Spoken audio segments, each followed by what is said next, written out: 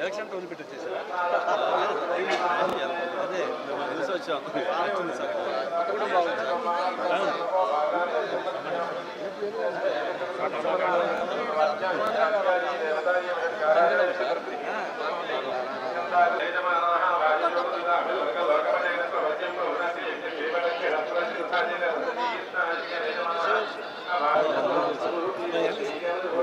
Election tone పెట్టి వచ్చేసారా?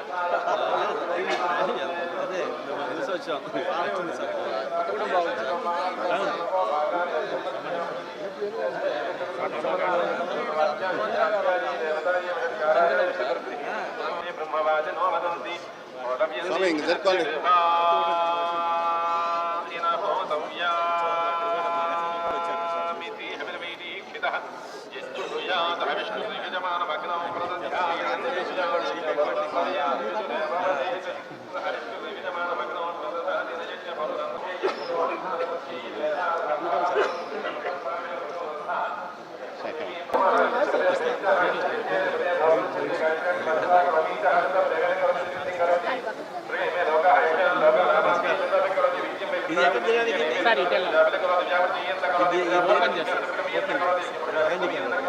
మామూలు సీనియర్ సిటిజన్స్.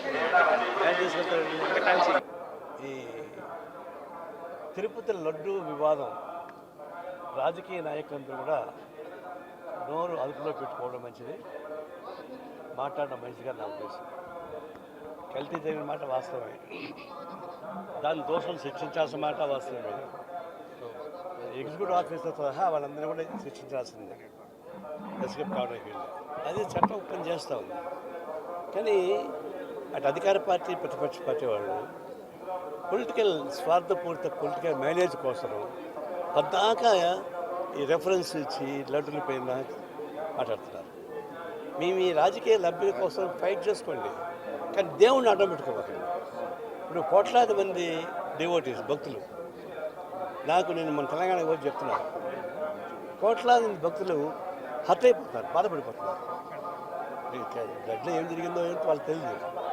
కానీ కోట్లాది మంది భక్తుల్ని మనోవేదన గురి చేసే పద్ధతుల్లో అధికార పార్టీ కానీ ప్రతిపక్ష పార్టీ కానీ మాట్లాడబాకండి దయచేసి. ఇది సుప్రీంకోర్టు ఇన్వాల్వ్ అయింది, సీట్ ఎంతో జరిగింది. ఈవో పాత ఈవోని ఎస్కేప్ అయిన ప్రయత్నిస్తారు, చేయకూడదు, ఆయన ఉండాల్సిందే. అంత యాక్షన్ తీసుకొని ఈ రాజకీయ నాయకులు మాట్లాడబాకండి. మేము పొలిటికల్ ఫైట్ చేసుకోండి అధికార పార్టీ ప్రతిపక్ష పార్టీలు, కానీ దేవుని అడ్డం పెట్టుకోమని చేయబాకండి. దయచేసి స్టాప్ చేయండి ఆ డిస్కషన్. మిగతా మీ పార్టీ మీరు కొట్లాడుకోండి, నాకు అభ్యంతరం.